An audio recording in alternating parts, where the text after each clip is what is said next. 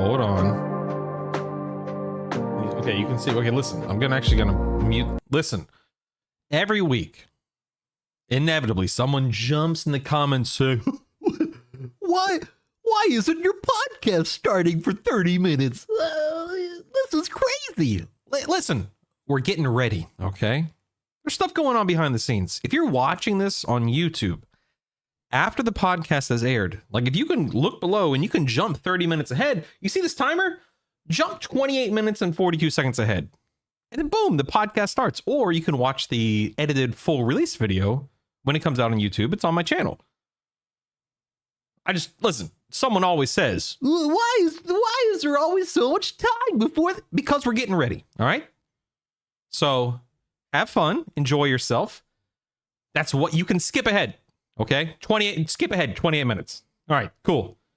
I'll be back in 28 minutes or a little before that.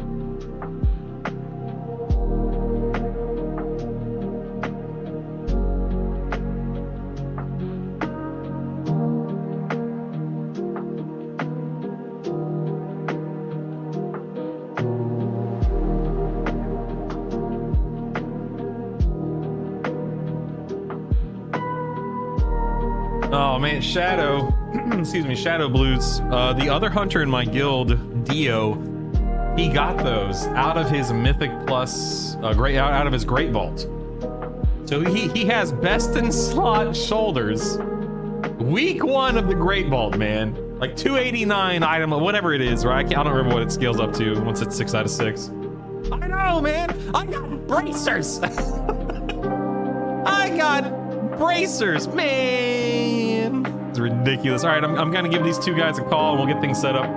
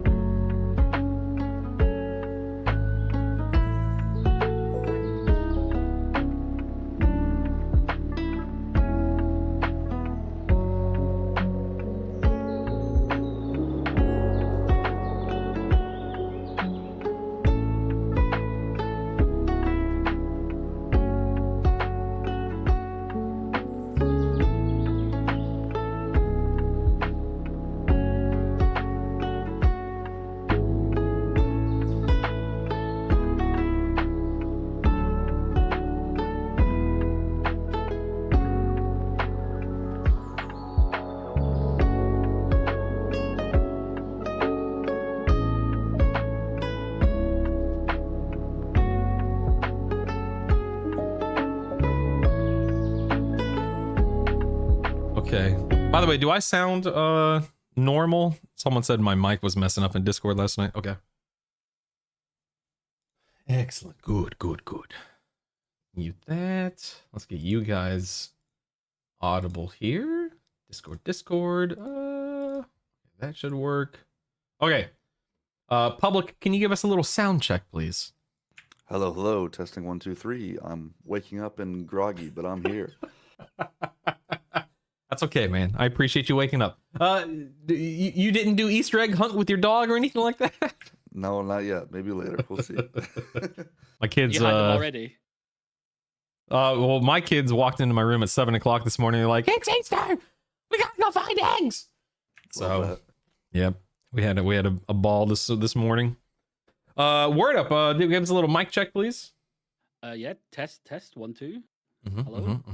I'm gonna turn you up a little bit. Can you aim your camera down a little bit too? Word up. A little bit, yeah. That far enough? That's good. Yeah, that's good. Okay. You're looking good. All right, cool. Shadow Blue says it's public, no more basement. What does that mean? I'm still I'm in a like I moved houses. I'm still in a basement. Wait, did you He move had a to make house? sure there was a basement when he moved. No, I moved 3 years ago. 2 years Oh, ago. okay. I thought you meant like between the episodes that you've been on. All right, can you guys? I know you can see these guys. Can you hear these guys? Do I sound? Am I at an acceptable level? Are these guys at an acceptable level? Ooh, Rick says they got Gaze of the Alms here. Grats, man. Grats. Huge. Ooh. Congratulations. Way to go. We were talking right before I called you guys that the other hunter in my guild got best in slot shoulders, which that doesn't sound like a big deal. They're the shoulders from Seat. They give you extra agility when you're fighting aberrations and stuff like that. So I got bracers. So, no big deal. Almost as but good. Yeah. but my bracers did come with a socket. So really, who's winning in the long run here? You know what I mean?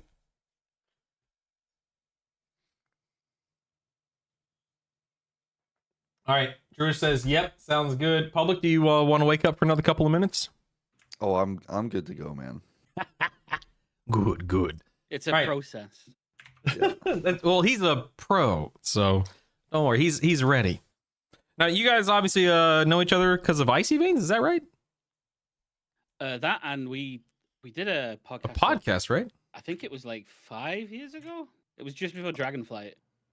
Yeah, we did it with Flame and Marcel and a few other people that were in it. So yeah, we go way Like- back, I guess. Were you all on at the same time? Like 6 people on the podcast at once? It was a massive podcast. Yeah. it was busy. Good grief. Well, thank you guys for being here again today. Appreciate it. I know it's been a few months. So I try not to ping you guys more than every like 4 to 6 months. So thank you for taking time again today. I really do appreciate it. And we're just gonna rock and roll. So you guys ready? Oh yeah. Let's do it. All right, man. Ladies and gentlemen, welcome back to Brutally Honest, a WoW podcast. An incredibly original name. Season 2, episode 3. Last week we had to take last week off. Everyone that I contacted was way too busy with the Race to World First. And speaking of the Race to World First, correct me if I'm wrong, but Echo just had like a 10% wipe on Midnight Falls about 30-ish minutes ago from when we're recording this. So I don't know, maybe they kill it while we're doing I don't know. Why are we even doing the podcast during the peak of Race to World First? Who knows, man? But thank you guys for being here. That's very true. We've got Word Up on, actually, what direction is this on the stream? Is this on to the right on the stream and then Public on my left? Because this is my right. I think it's flipped. Anyway, we got Word Up and Public back. Appreciate you guys being here today. Public, of course, is, huge, avid Shadow Priest community member, guide writer, theory crafter. He's been around since, you've been doing that since Legion, correct me if I'm wrong. And Just about, yeah, man. very much a big SimC guy. Shadow Priest SimC would not exist without this guy. Don't let him play it down. Don't let him shrug it off. Shadow Priests owe a lot to you, so thank you, man, for being here, and thank you for doing what you do for the community. I hear you make videos occasionally too, is that correct? When I'm awake enough, we'll do that. Yeah. Oh, by the way, it's also Easter. So these guys are taking time out of their Easter Sunday, so thank you both for being here again. And of course, like I said, I've got Word Up in this direction, whether it's right or left, whatever it is to you who are watching this. Word Up, according to his own words, stubbornly playing Enhancement Shaman since Sunwell. That's a long time to play a class with some peaks and valleys along the way. You've been doing guides. Been through it all. You've been doing guides since WoD. A long time to do that as well. Are you okay? Are you sure you're okay playing Enhancement that long? Well, right now, not so much, but yeah, it's been good most of the time. It always gives me something to talk about. That's true. He says that on occasion when something exciting happens, he'll even risk making a spicy video. That could be interpreted in more than one way, sir. I like to leave it open to interpretation. Usually, if it's something that'll get me in trouble if I say something too bad. You know what? What's life without a little bit of trouble? You know what I mean? It's all good. All right, well, listen, like I said, we're in the middle of Race to World First. These guys could kill Midnight Falls any second now. I mean, it's probably going to take more than a few seconds, more than a few pulls. But if something exciting happens during the show, I'm sure we'll see Twitch chat explode. So thank you guys for being here. If you're tuning in live, you can type in the command questions, and you can submit questions to these guys in the moment on the fly. But let's break the ice a little bit here. It's been a few months since I've talked to you guys on the show, and it's been a couple of it's been like 5 weeks since the expansion went live, 4 or 5 weeks, something like that. How Public? Let me start with you. How are you liking Midnight so far? Has it lived up to either the collective hype, your personal hype? Are you having fun? What are you doing in game right now? Are you just spamming Mythic Plus? Yeah, I'd say like it's pretty good. I think like this is a really interesting season because of how delayed or like how staggered the launch has been. So I'd say like to me it feels like the longest launch of an expansion we've ever had, with like the delayed season and everything like that. So I think that was weird. I think we really slow rolled into the expansion, and I think like for someone like me that's been nice because I do like to do like collection stuff and achievement hunting and that kind of thing. So I had like plenty of time to do all of that before I dove into keys and things like that. So yeah, and we're kind of full steam ahead. It feels like the expansion for me like almost like launched for real last week with like the launch of like the season actually starting.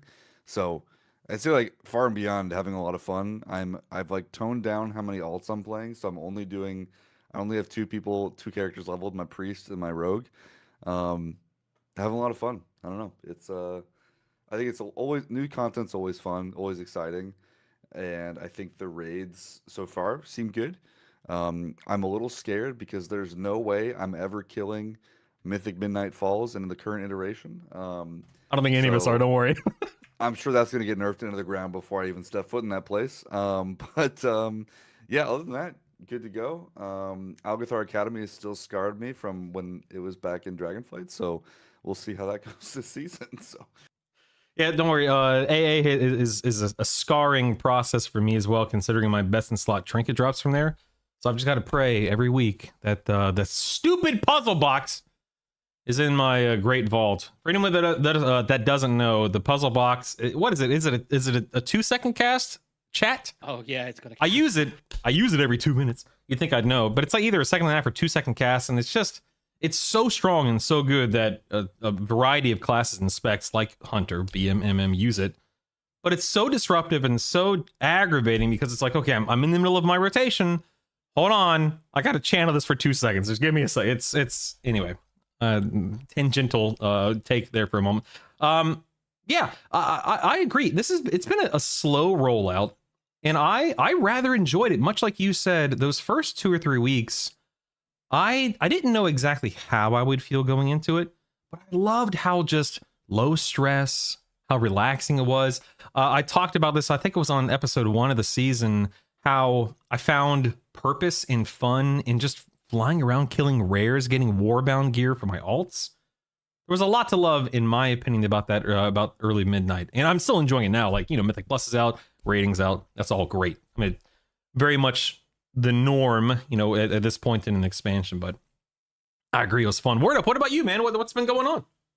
I think the expansion as a whole is really cool. Like the idea behind it, just the non-endgame stuff. I really like the vibe of the expansion. The activities that they've slow rolled out, some of them hit, some of them not so much. I'm not really a prey guy. I think that's a bit. I could take that or leave it, but I already was a huge delve guy. I love delves, and I Same. think they're even better this expansion. So I'm happy with that. I was settled once there was a lot of delves to do. I feel like it's very easy to be kept busy. To some degree, maybe too much if you're doing alts, but that's not really strictly a bad thing, especially for the majority of people. Being given stuff to do is cool. So I think they've done a really good job game systems wise. That team has done really well. So I'm having a lot of fun. Well, I liked how you specified that team. Yeah. I Maybe, have to make sure that I draw a line somewhere. Yeah. Maybe not every team, but that one team. Great job. So you're telling me you're not a fan of Stormarian Assault? Is that what I'm hearing? Well, I like to stand on the top of the tower and go get a drink. And I know that makes me the bad guy by not participating, but it's not the most exciting thing ever. I don't think I've done that in 3 weeks. Is there any point? Like, it's just rep at this point, right? It's just rep, yeah. Yeah. Lame. Yeah. Hey, the problem is nothing's gonna beat the Dragonflight events where you were sitting in Tuscara Village helping them cook a bowl of soup. I mean, they just can't top that. I don't know why they. Then they keep trying. They keep trying, but it'll never be the same. You can't fault them for trying because you never know when something's gonna work. But yeah, that was a lot of fun. That's just like the Arkwine World Quest in Legion. They keep bringing that back in some shape or form. And which one is it? So you jump on the grapes. You jump on the grapes in Suramar for making Arkwine. They keep that comes back every expansion too, but it's never the same. I've seen a few quests where you have to trace the circles. See, that popped up in Legion as well. I've seen that one. There's Although quite a few quests that are, I don't know how much people would notice it, but they're very gacha game-esque. If you've ever played one, not to say that I play them very much. No, but of course not. There's a lot of reflect the mirrors in the delves. That's very gacha. Or do the draw the paintbrush thing, mini games that are very, I won't say tedious, but I do mean tedious, that they ask you to do. But they add personality. They're more interested in going and kill 10 Mm-hmm. not boars. You know what we haven't seen in a few years is that one quest in WoD where you picked up like what was it the gunpowder whatever it was, and you could trace. Oh my god, We yeah. haven't seen it. I wonder why they never brought that I up. mean, why. a lot of people seem to like that quest. I'm surprised we haven't seen it in so many years. How strange. I know. A big fan of that quest. A lot of people are. Yeah. Have you guys gotten into Mythic Plus at all? Oh gosh, yeah. I had so me and my friends have done like launch parties and launch events for they've done it for a while. I've done it the last couple with them. And last expansion we kind of got, I don't say screwed, but we did the launch when the expansion launched, and basically all there was to do was level characters, and we just Mhm. leveled way too many characters and got burnt out. So this expansion we were like, okay, we're actually going to delay the launch party for the launch of season 1 instead.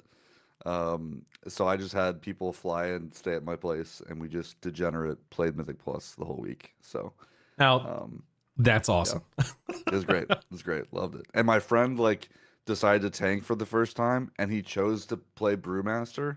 So he was living life. He was That was loving lucky. it. He was loving it. Druish told me that you guys are a little quiet. So Druish, I did crank them up a little bit more. I can be a little loud. I apologize. So Druish, please don't be afraid to let me know if they need to be turned up a little more. I want to make sure they are clear and audible and whatnot. So I'm sorry, I did get a little distracted while you were talking there. I just want to make sure I understood. So you're gaming with friends, you're having fun with Mythic Plus. Your buddy did Brewmaster. Great choice, like Word Up said. Can't go wrong right now. Apparently, He's Prop just Paladin's won the lottery. coming up. Yeah, Prop Paladin's looking pretty good for 1205, but we'll get to that in a few minutes. And you're just Shadow Priesting. You're just hanging out, right?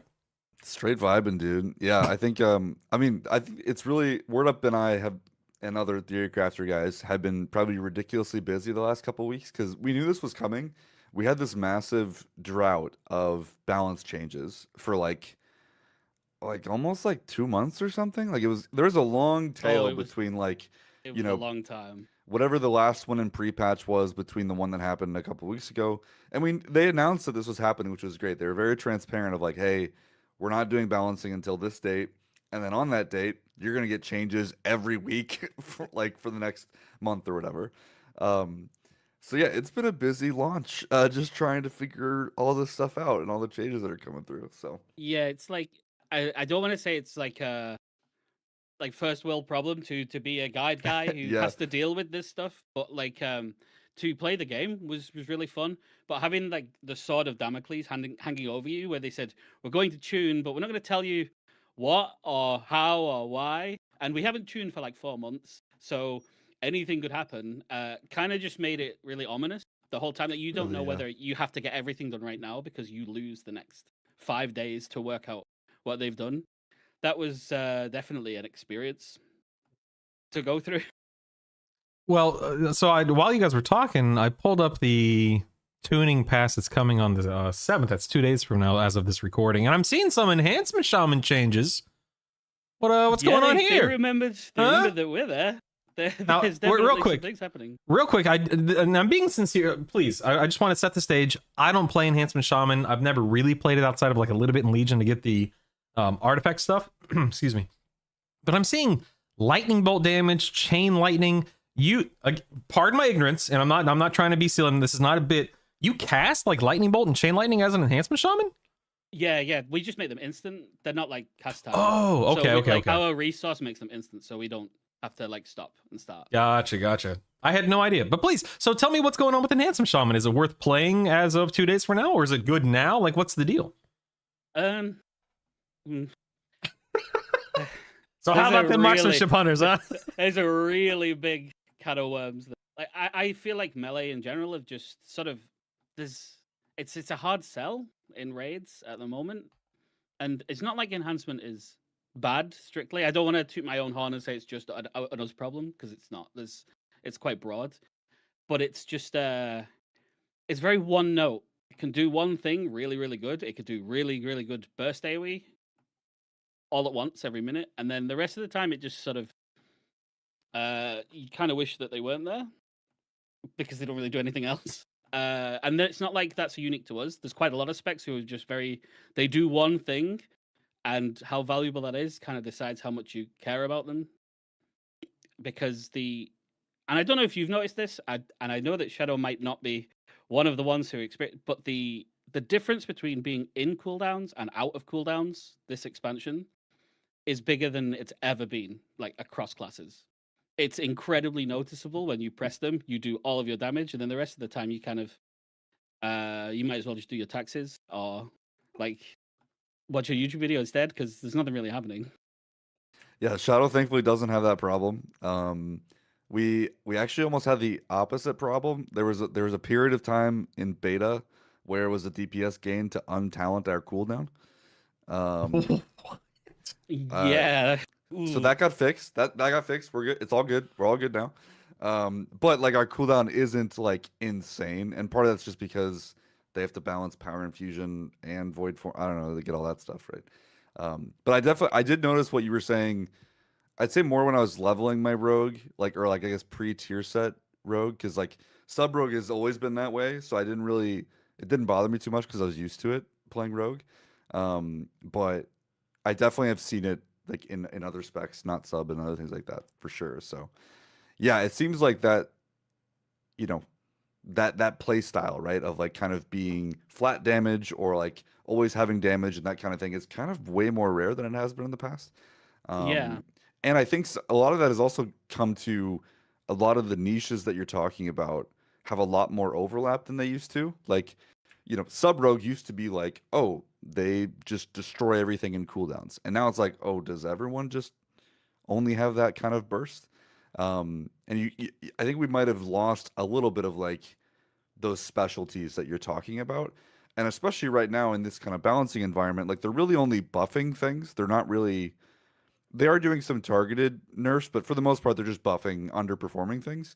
But the problem is, if anything is overperforming way too much, you can buff, in this case, Shaman, I'm guessing, as much as you want. But if it's not going to touch Marksmanship, Hunter, does it really matter? Marksmanship was nerfed a couple of weeks ago. All right, calm down.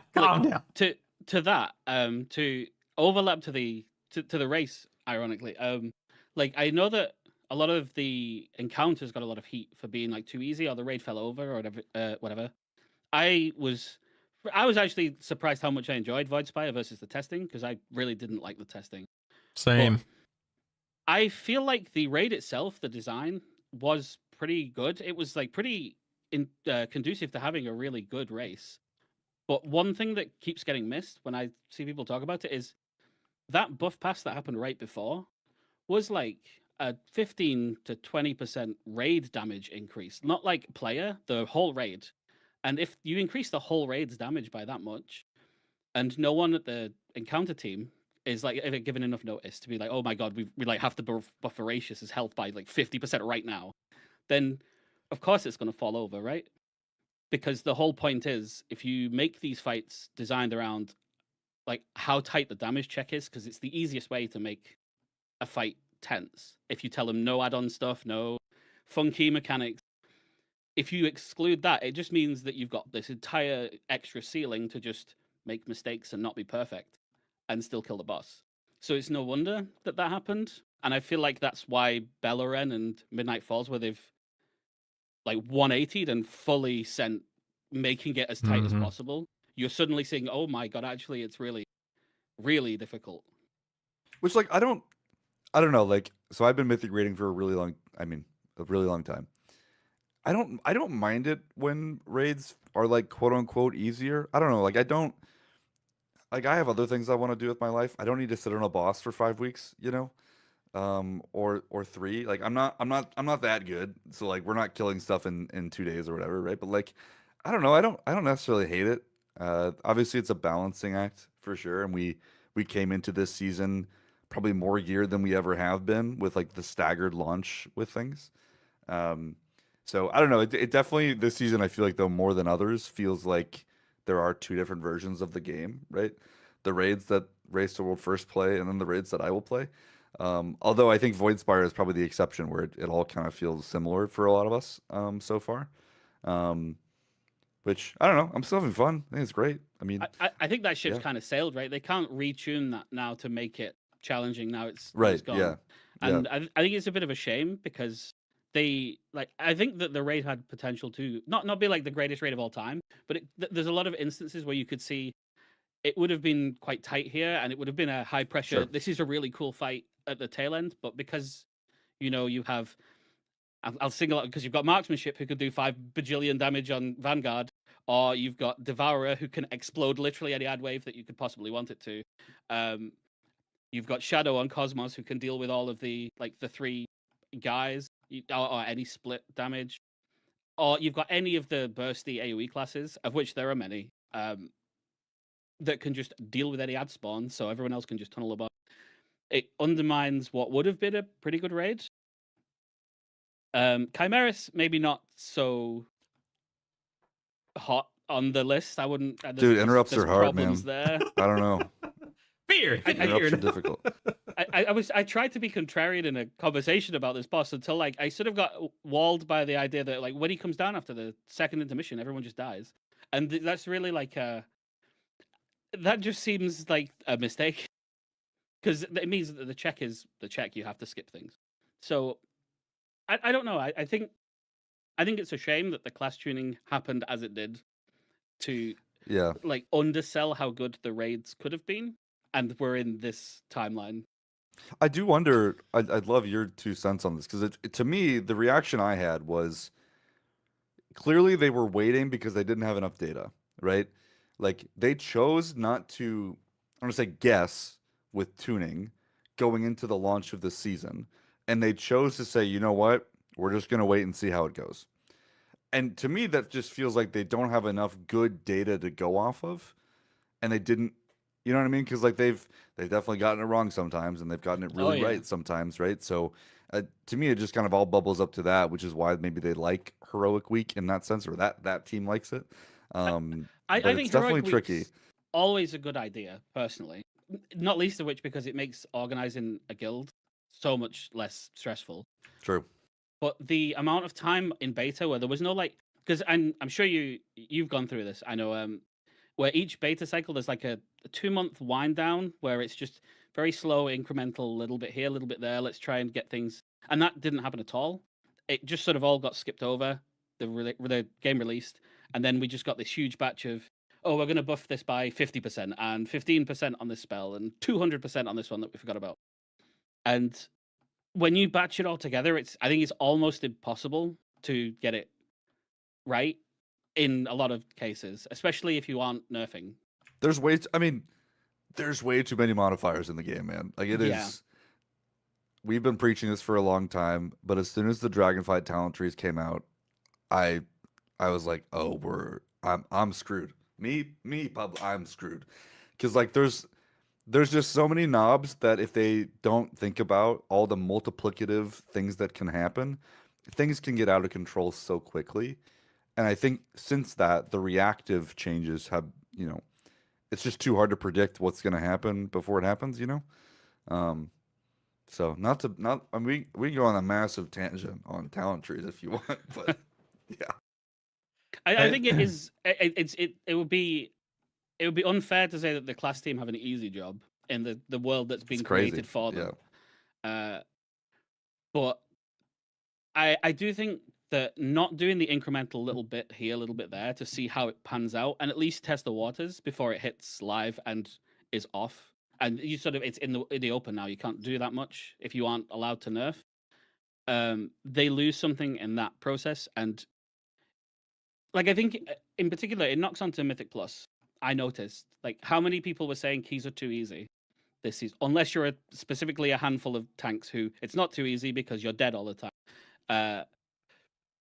Maybe they're too easy because everyone just does way more damage than they were expected to be able to do at a 10, and suddenly you're +3 in keys that you had no expectation to be doing, 10 item levels below where you realistically would be. Yeah, and what are people doing? 20s are being done right now? Yeah. Week 2? Yeah. Because there's no time gate really, because you're doing way more damage than the numbers that they shot for. Yeah. I want to I circle think back. it's really complicated. Yeah, there's a lot of nuance that goes into it. I want to circle back to something you had said a few minutes ago, Word Up, in that classes have those, whether it's a 30, 60, or 120-second window where they have their CDs.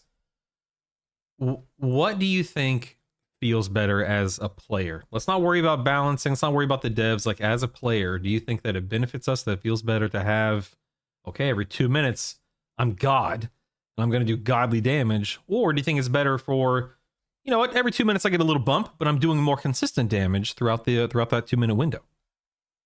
Well, on a personal level, I think that the point where I've had the most fun is your cooldowns are good, they're impactful, but they're not like you are the strongest that you could ever possibly be, because there's always a tax to that, right? If you have the best cooldown in the universe, that means for the rest of the time you have to be like a healer. You can't, you're not allowed to do any damage at all. And so that means that if any fight or any route in a dungeon or anything doesn't line up with when you want to be pressing it, it feels miserable. Like, you feel like you don't get to play the game. And so I think there's a middle ground where you're like, say you do 50% more damage, not 200% more during them. And even better when they design classes that have got the choice to slightly alter when they do their big damage. So maybe I want to do it less strong, but more frequently. Like MM has the talent option to be like a 90-second instead of a 2-minute, right? Enhancement has had the option to be like 30, 1 minute, or 2 minute in the past. Not so much now.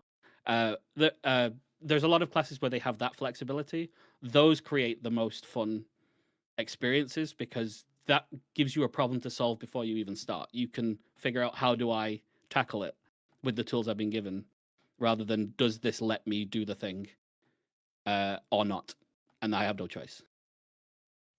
Oh, Yeah, look, I what do about wonder you? though, because I feel like in those situations, does the player generally pick, if you can do more damage more often, people usually like that more than big bursty cooldowns. Although it depends on the situation, right? Obviously, if a boss has like a damage amp window, those specs love it when you can just pile everything into it. But like Shadow's been interesting because since we've had hero talents, we're a base 2 minute cooldown spec, and one of our hero talents gives us something else to press every minute, and the other one gives us something else to press every 30 seconds. So the one that's 30 seconds is kind of nice in, say, keys, because you can kind of just YOLO stuff and you have damage for every pack, which is really fun. And the 1 minute one is just like, well, you got to coordinate a bit more, whatever it is, right? You do have a little bit more burst in some senses, but it's also like, again, coordinating that can be tricky or difficult. And for us at least, you still have it's still always on like your 2 minute cycle, right? Um, so I don't know. I think ultimately where my head lands is choice, which is Yeah. which is difficult, right? Like I would say, like, we have more tools now than ever before to offer that, where you could say like, oh, this hero talent can be this version of that spec. This hero talent can do it differently, where one is more sustain, one is more burst. I would say regardless of that, like, table stakes, in my opinion, is what Word Up said first, is there needs to be a reasonable peak and valley for the spec. Like, you can't peak plus 200% damage in your cooldowns, because then outside your cooldowns you're doing nothing. So like, there needs to be a reasonable increase with your cooldowns.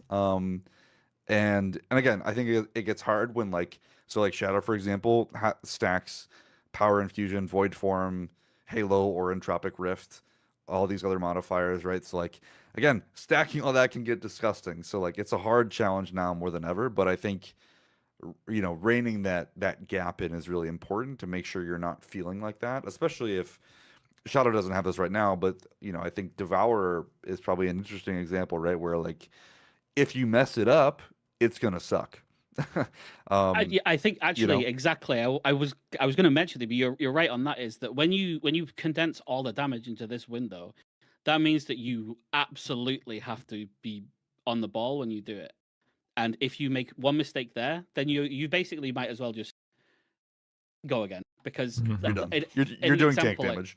yeah, if you mess up your true shot as marksmanship, then well, is there a reason for you to be there anymore? Because that's just where all of your damage was. And so it puts a lot of pressure, especially in the version of the game where they've made it, because I think people have warmed up to it being quote unquote simplified versus what they were expecting, that Midnight was going to take everything away. It still hasn't took away that pressure of that you needing to be not only perfect in execution on it, but you also need to create the window where you can't mess it up due to mechanics or anything else. And that's really high difficulty that's not necessarily perceivable when you're playing it to a player.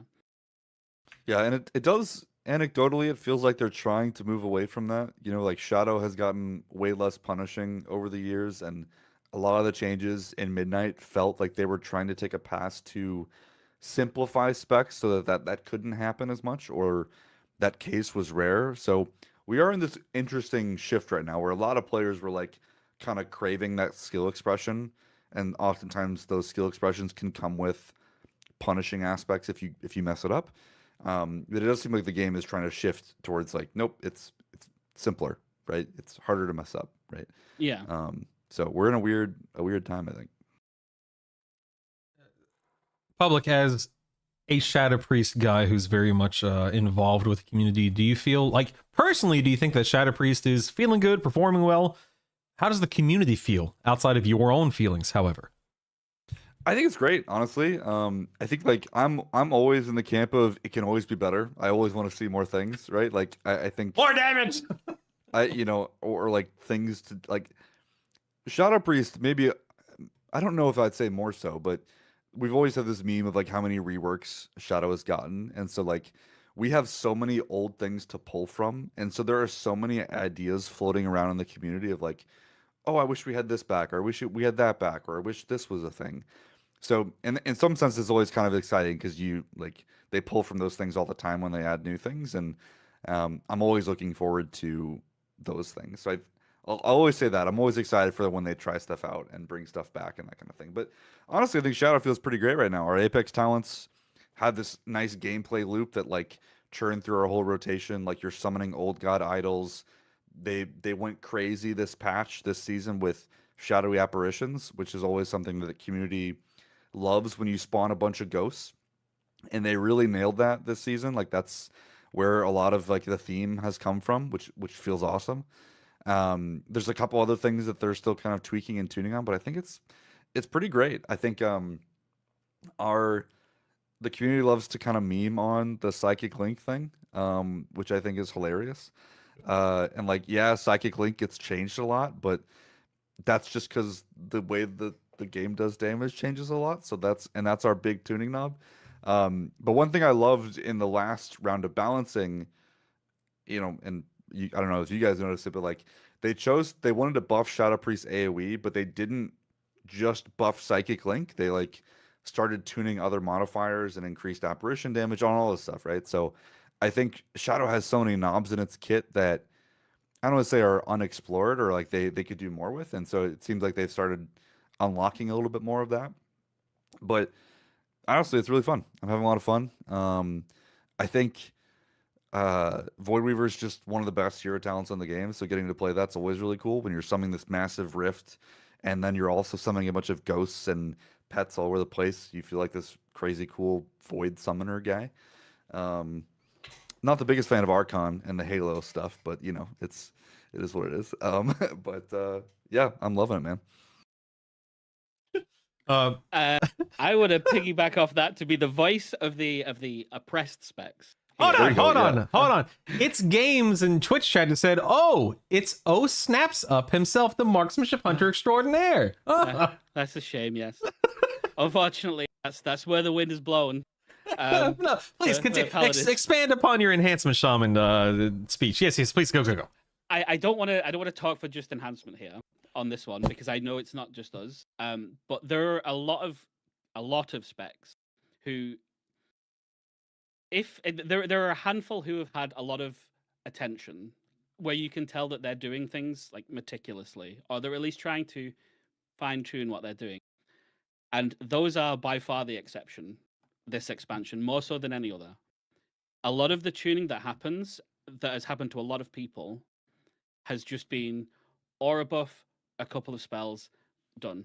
And especially if you weren't in the wave of you're overpowered the first week of the tier, your changes are extremely conservative. You will get like 3% here, 4% there, maybe at a pass.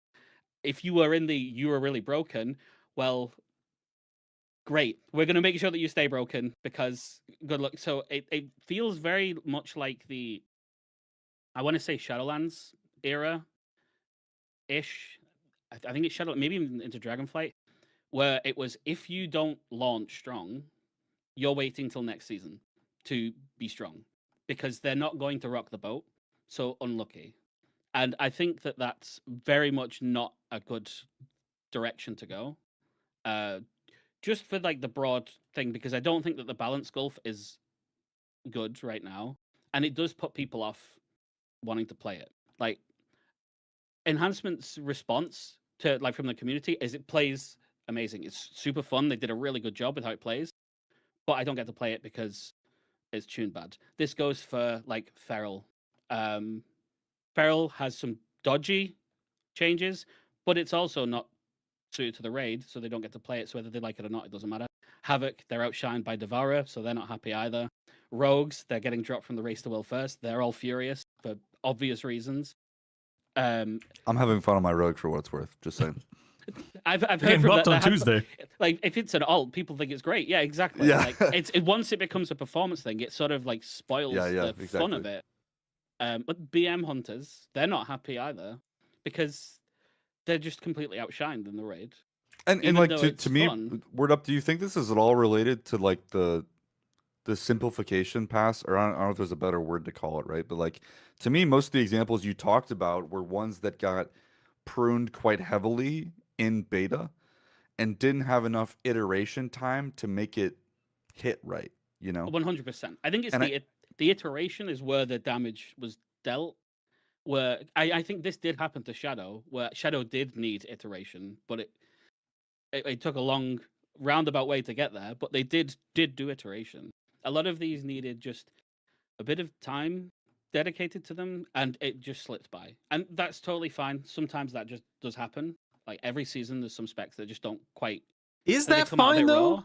Like, is it fine though? Like for me, I don't know. Like I hate to interrupt you. I do apologize. I've been trying to it's let fine. you guys talk. You guys have been doing a fantastic job just tossing the ball back and forth. So thank you for that. But like I want to push back a little bit because is it fine?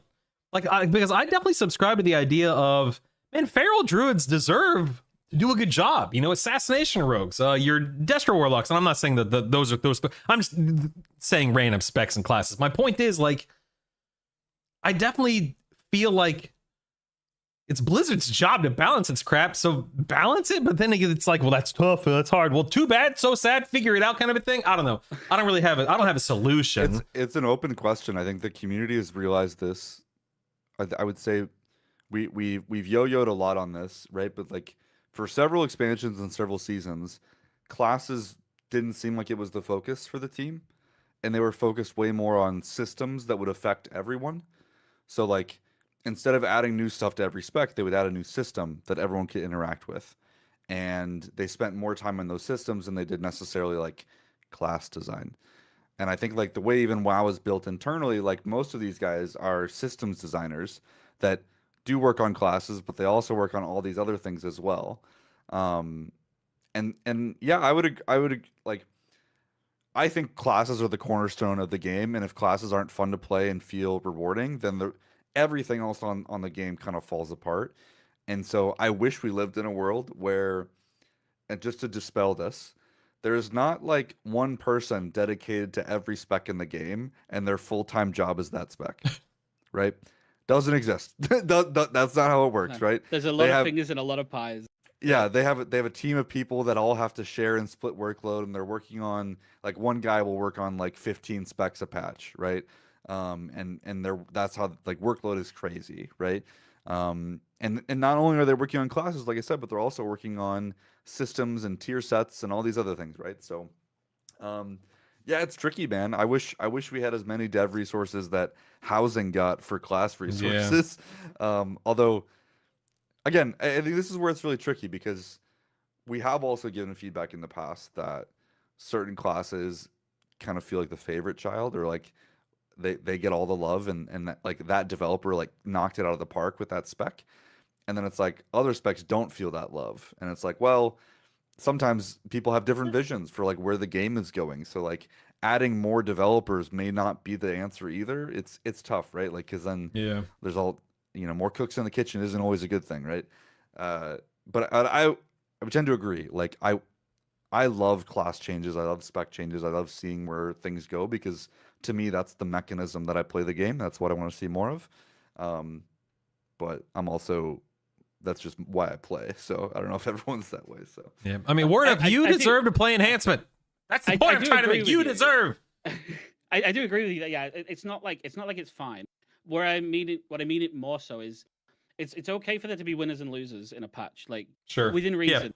It's not okay for like right now where you've got 20% top and bottom gulfs where you're just basically, but they're allowed to shift things around and miss the mark, and for a spec to have like a patch off, but and I'll stick my head above the wall and risk irritating some people here. It's not just Blizzard in some of these cases, it is the community as well. They absolutely incite this, where a lot of the time you'll hear the thing of, you were really strong that patch, it's your turn to be bad, or we've not been good for a while, it's our Yeah. turn to be good.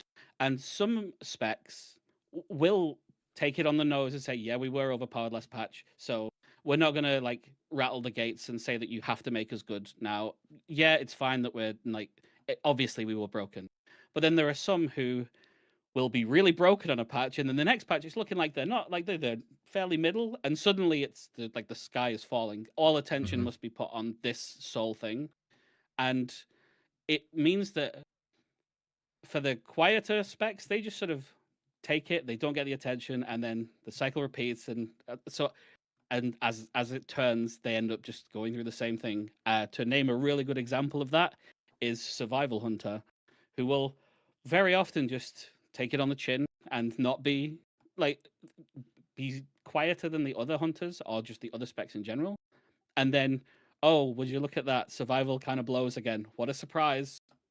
See you next patch. And Doing okay now. You just kind of feel like maybe people should be more interested in the broad balance sense rather than the singular balance sense sometimes, to at least some degree, to have that in mind. Because I know that everyone has their favorite. They want it to be the best because obviously they play it and they love it. Like, I want enhancement to be good all the time. But I do think that the game is a lot better, a lot more healthy when everyone has a shout at playing a spec and there's a reason to play it. And on occasion, the ball gets passed to who's the wow, they're really good this patch. That's cool. Yeah, I'll take that. Take it right now. I don't disagree, but I do think like to me this is where the community gets lost a little bit in numbers, and I wish we lived in a world where we could say Blizzard take the wheel, figure out balancing. Because, and I will say, over seasons past, they've generally been pretty good in recent time with this. Um, and like I've seen this all the time with what you're saying, with like just like general feel things. Like to me, I care way more about how a spec feels, how it plays, than I do its damage and its numbers. Because my philosophy is like, well, Blizzard's job is the numbers, right? It's my job to help give feedback on what plays bad or doesn't feel fun, right? And I care way more about that, right? And so if like Outlaw or like Demonology Warlock isn't having fun, to me that's way more important than is it doing numbers, right?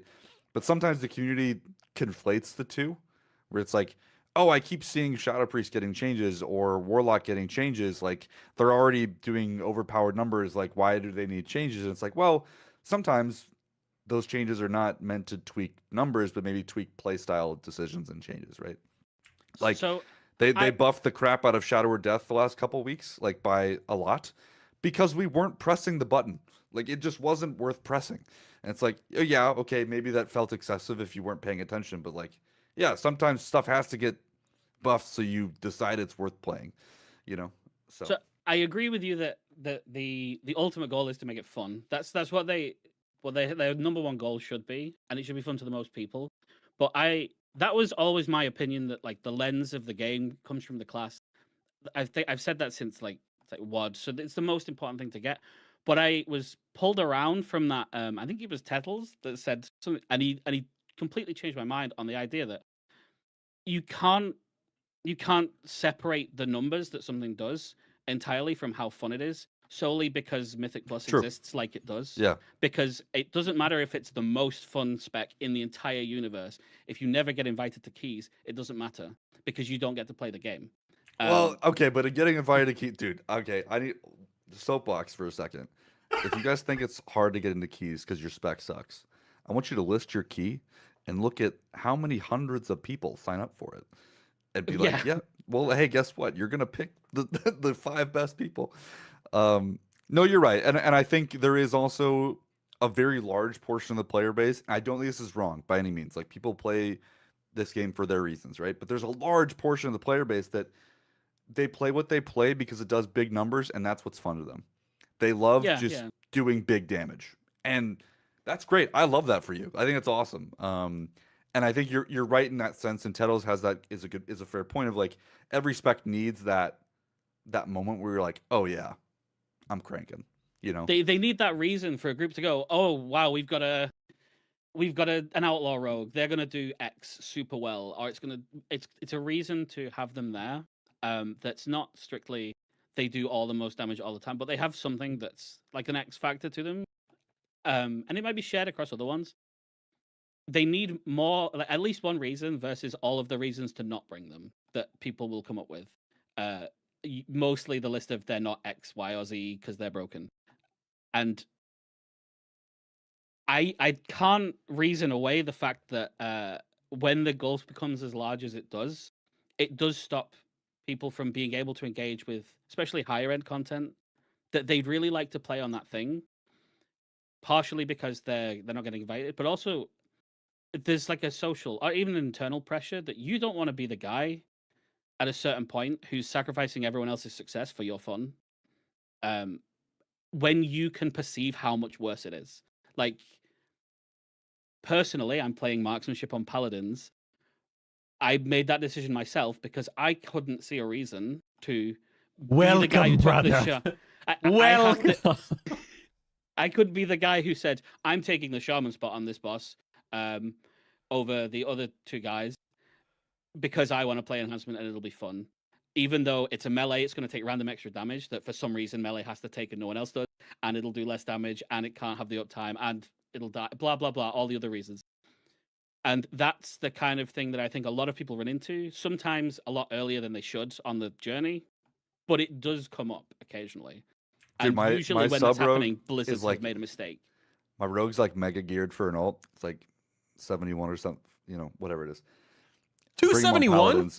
Yeah, he's Oh my crazy God. as my ult. Bring him on paladins, right? He's got 4 stats, all this stuff, right? Playing sub. I swear to God, in my cooldowns, I can't see myself on the meter. Like I'm like full bursting at the start of it doesn't matter. Like people are dwarfing me and like doubling my damage. It's just like, I don't know, like, but like, is this a paladin's problem, or is this like absolutely? And yeah. part of me also like and this is where it gets hard because I love watching the race to world first.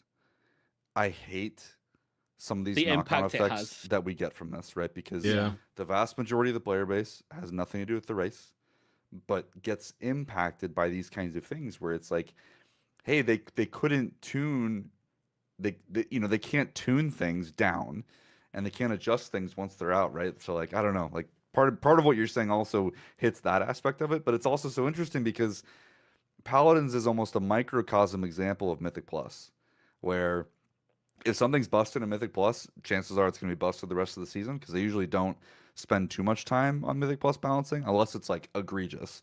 So I don't know. It's hard. It's hard.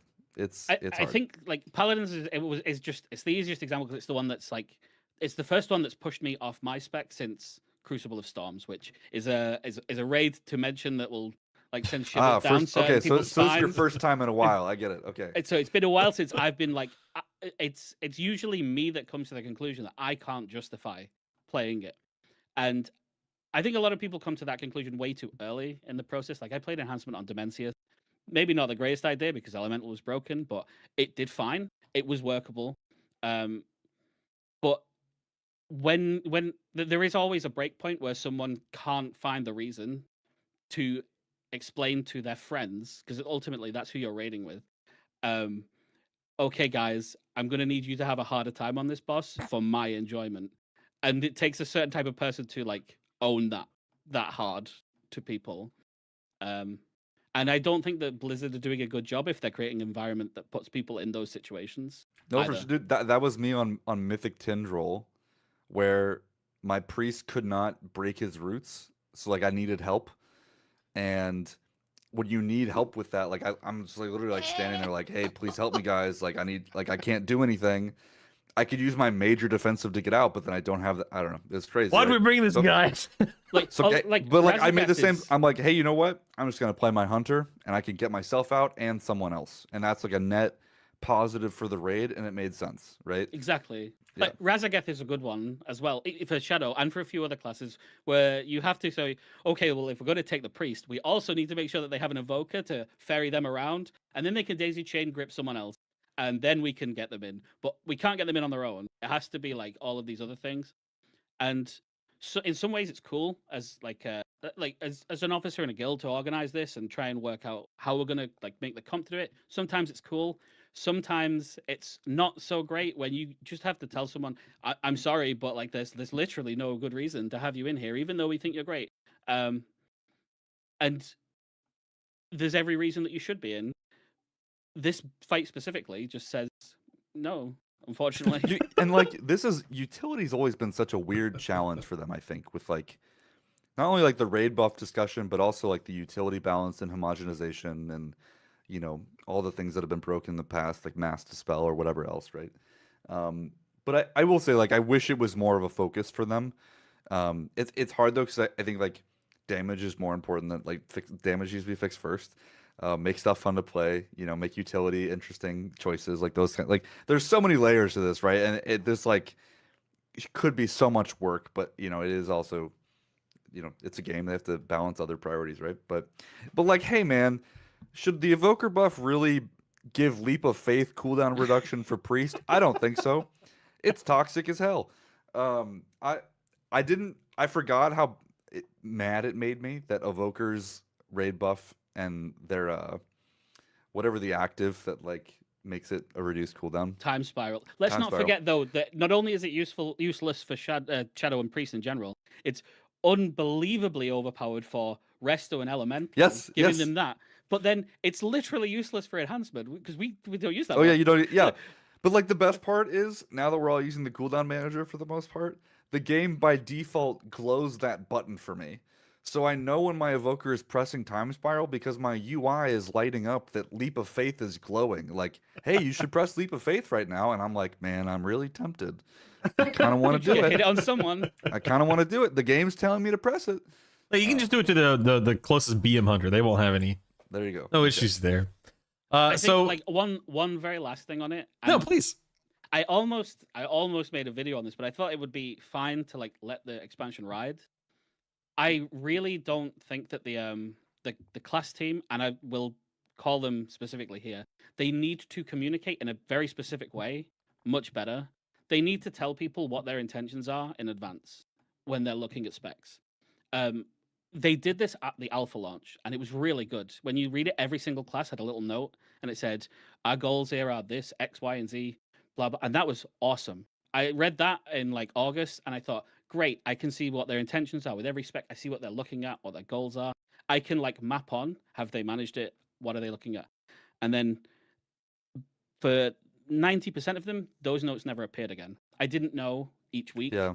I'm like, I need to know, or I don't need to know, but I'd really like to know, like, we're looking at this specs X. We think it's X is too strong or too weak or whatever, and we're going to keep an eye on it. Or we think that this spec is doing kind of fine. We're going to move on to tuning, blah, blah, blah.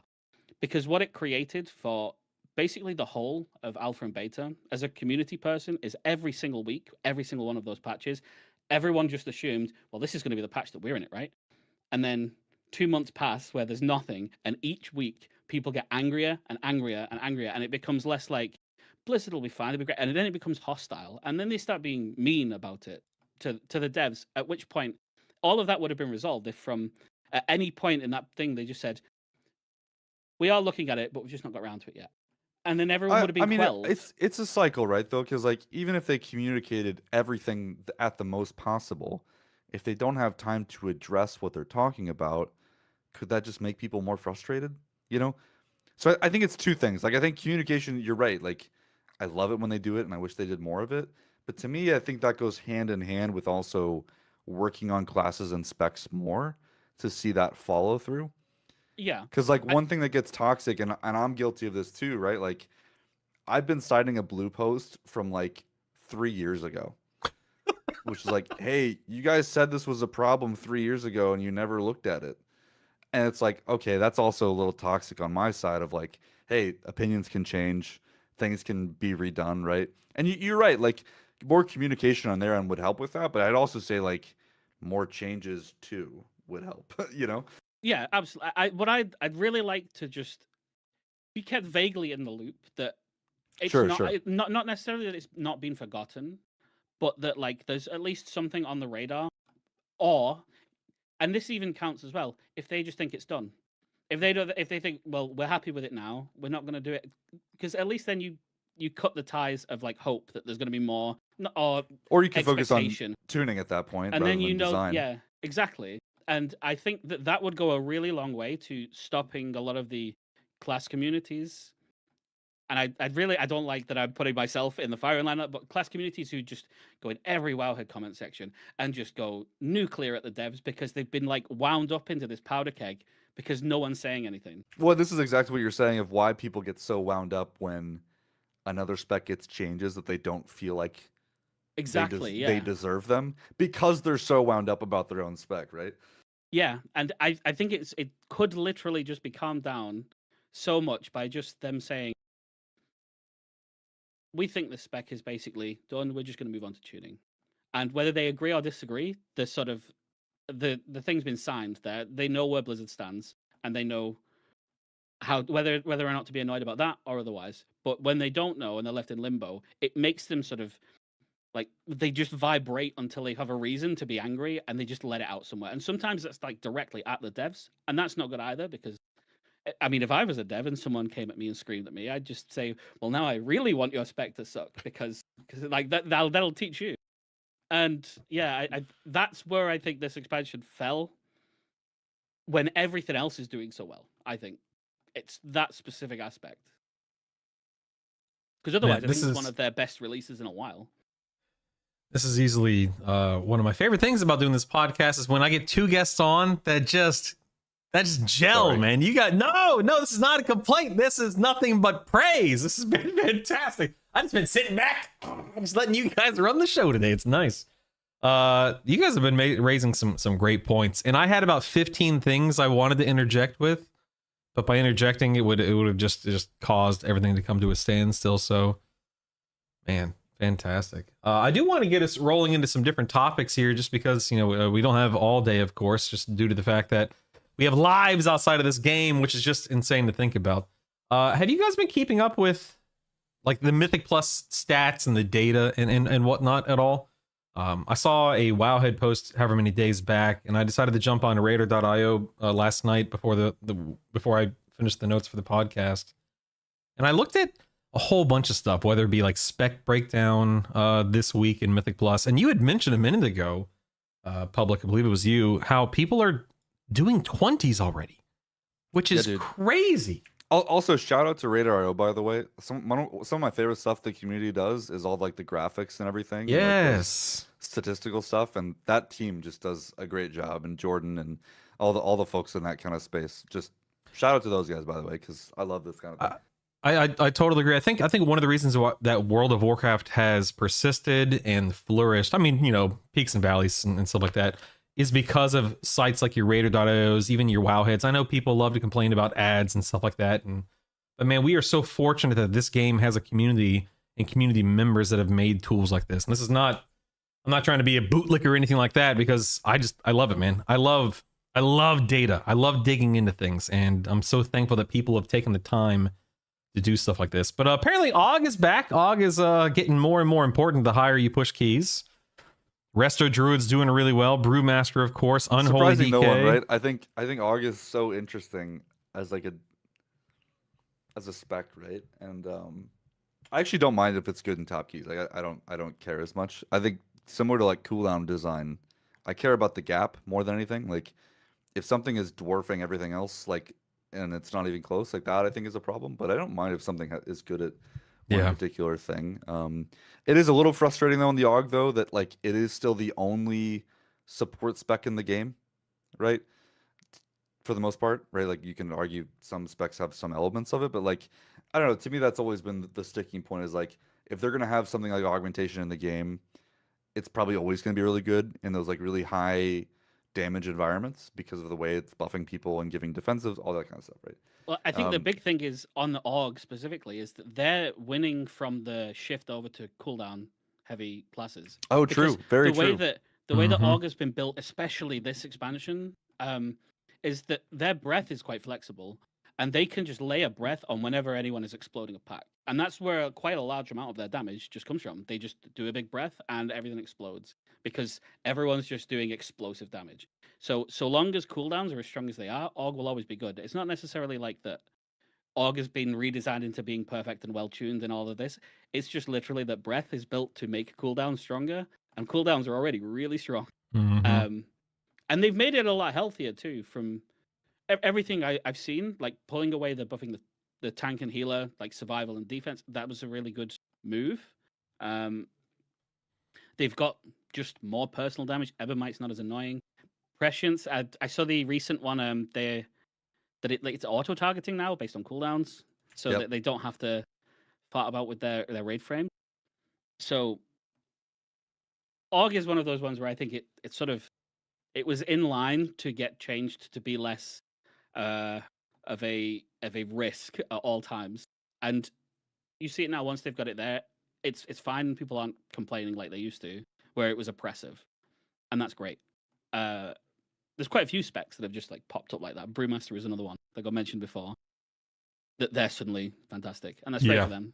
Well, we'll see how they feel on Tuesday. Well, Dude, I like hot take, but like I love it when tanks are happy. I guess. Yes! I don't know. Like Yeah, I love it when Totally my agree. tank is just like doing big damage sometimes and just loving life and Yes. like threat is easy. I don't know, like I love that because like I like fundamentally I think the game is better when more people love playing tank, and healers like for sure, right? But I think Yeah. tank more so, because I want more tanks to play and carry me in keys, you know. Mhm. So I just wanna wish more say, tanks had that moment, you know. there's a couple of tanks that are fine in that, but there's a lot of the other ones just aren't. This expansion in particular, they've put so much pressure on the tanks to well to live. They have to because they're getting so much more damage than everyone else. Like in the raid, I'm not sure if anything is lethal enough in heroic to kill someone normally, but a tank sure is gonna die to basically any of those tank busters on a bad day. Mhm. In keys, it's not much different. They have to do that. They have to plan the routes. They also have to get the cooldown timings right because everything's about cooldowns. So tank stats, from what I've heard and what I can observe, there's just less tanks available unless you're playing those like handful of specs that can live really easy. Yeah. And that's a really risky. I don't think it's fair to put that much pressure onto the already high pressure role that has to do so much in a key, without some sort of more agency to it, because they do just die almost at random on some of the specs because they just can't take the damage Yeah. that's coming in. And it's really interesting, like from a tank perspective of like, I'm guessing they're throwing these tank mechanics at them to like feel like they're doing something, right? Which has always been the case traditionally. Like if you go all the way back to like classic, like you basically just sat in front of a boss the entire time, and that's all you did. That's all we knew And back so they then. so they started adding like taunt swap mechanics and like things like that. But I think where you touched on Word Up, which I just to plus one it a little bit, is like but nowadays they have all of those things still, where like you need to taunt right now or you die kind of mechanics. But then they also have to do all of the positioning stuff of the raid fight, right?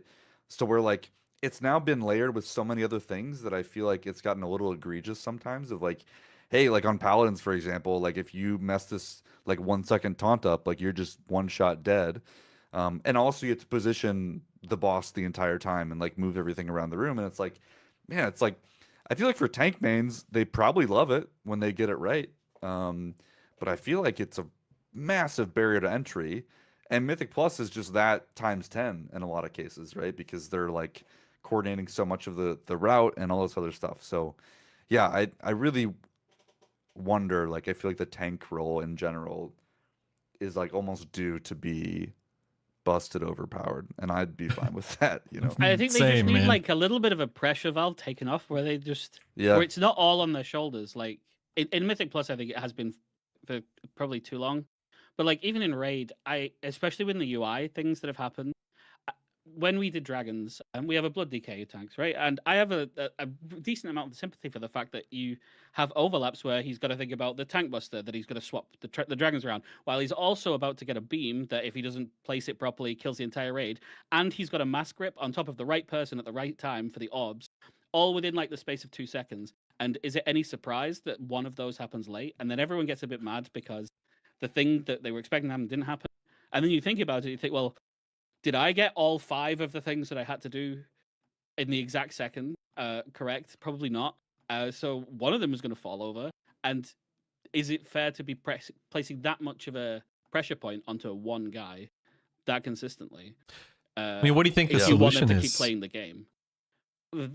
Well, fortunately, I don't have to think about that solution because I'm a DPS guy, and I could just express that I feel bad for them.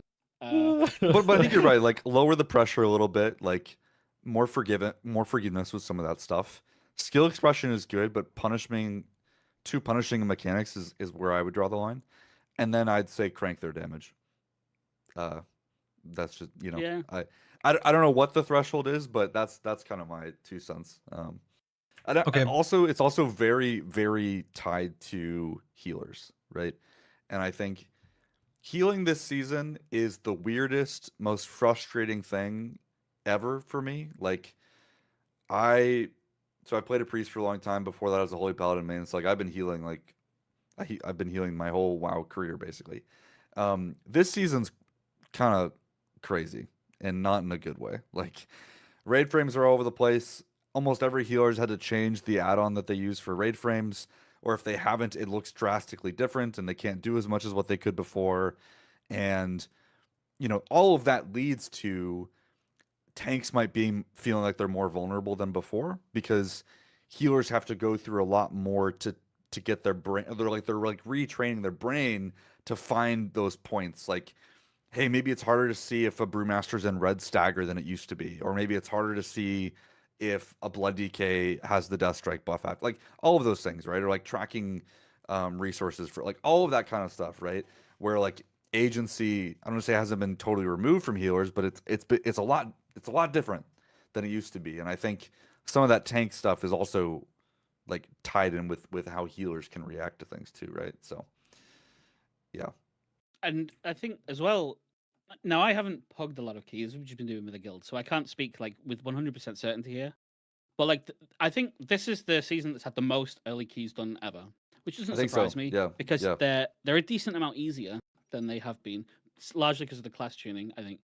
But I think the biggest thing there is that because everything's based in cooldowns, you can get so ahead on the timer that you'll still just time it anyway, even if like everything goes tits up, you can get away with it a lot of the time. But usually the point where it's really sketchy is because the tank can't handle it, or they can't get the cooldowns, like they can't get the pack in line with the cooldowns to get you ahead. But you only need to really do that once, and then you're just going to time it because there's like a 10-minute, 15-minute buffer. Which I think is great, by the Which way. I think like, I think it's awesome. I think that's what they I should love be that doing. plus 10s are easier than they have been relative to other seasons because clearly it means people are playing more. Yeah, And I'm gonna lowering that barrier to entry is just so cool. I love that. I'm gonna throw out some numbers real quick since it's relevant to what we're discussing. So I'm looking right now, Midnight Season 1, 5.1 million total Mythic Plus runs last week in week 1.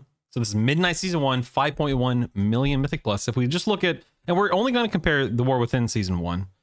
First week of Season 1 was 2.4 million. So we're talking, Wow. that's over twice as many Mythic Plus keys, if I'm not mistaken, right? My math adds up there, right? And then we also look at, hold on one second, let me go back to Midnight Season 1.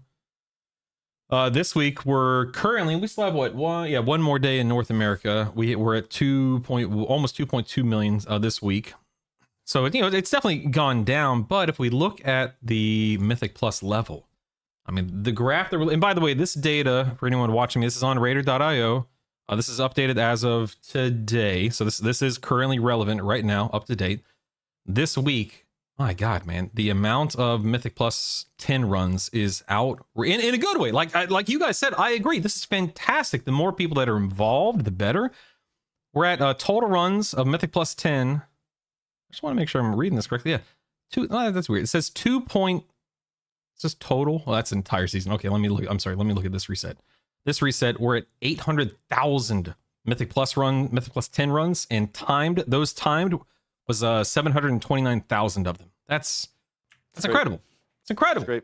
Lower the barrier of entry. Yes, I agree, man. The I best totally way agree. to make, I think everyone to some degree who's been playing a really long time must have noticed that, especially like in the Shadowlands through War Within era, the very high end group of players was starting to get a bit thin on the ground. Mhm. Like everyone knew each other because there wasn't like new people coming in, and there's nothing good about stopping people from having the on ramp to at least try it.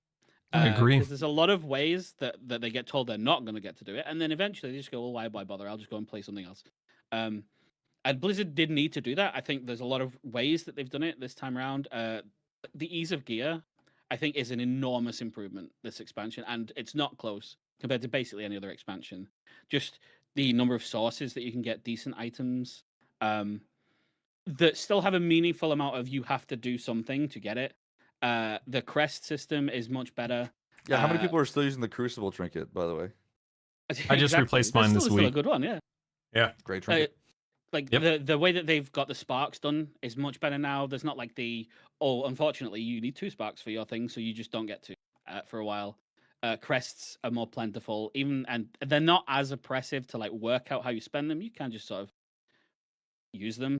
Now, don't get me started on embellishments.